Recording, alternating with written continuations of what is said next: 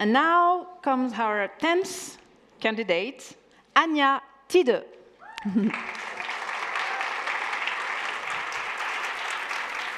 Hello, Anja. Hello.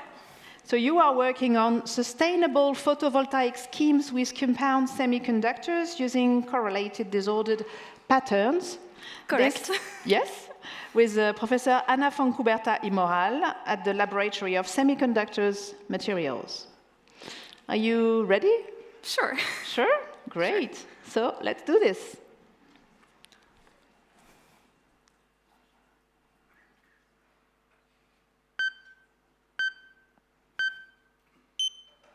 Have you ever wondered why your face feels warm when you step into the sun?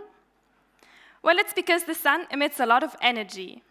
And this energy comes in the form of little balls, each little ball carrying a very small amount of energy. I'm a physicist, and I call these little balls photons.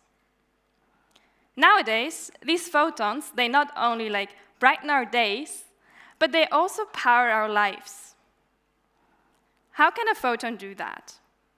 It can do so because we have solar cells. When a photon hits the solar cell, it will go inside of the solar cell and will travel inside of our solar cell until it is absorbed, which means that the photon becomes an electron, and therefore electricity, which is what we use to power our lives.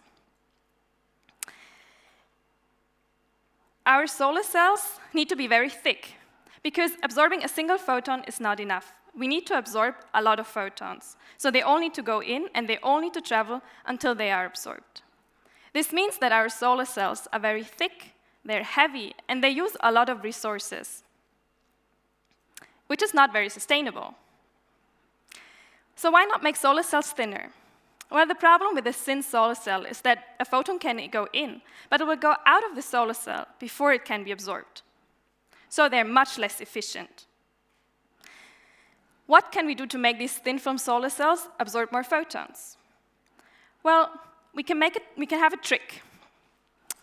We can try to capture the photons, like one would capture fireflies in a jar. If you're able to lure fireflies inside of the jar and then close the lid, then these fireflies will be trapped and they can't escape anymore. And if we look at the photons in the thin solar cell, we can do the same. We can lure the photons inside and we can trap them there, and so they will bounce back and forth in our thin solar cell until they are absorbed. This is what I'm working on in my PhD. In my PhD, I'm working on a method to do exactly this, to basically close the lid. I carefully calculate a design that we can place on top of our thin film solar cells that allows us to lure the photons inside and trap them there. This way, we hopefully are able to make solar cells that are as efficient or even more efficient than the ones we have today by using much, much less material. So we would be able to make a single solar cell with less material, or we are able to make a lot of solar cells with the same amount of material that we're using right now if we're able to capture those photons like the fireflies in the jar. All of this, a significant step towards a more greener future. Thank you very much. Thank you.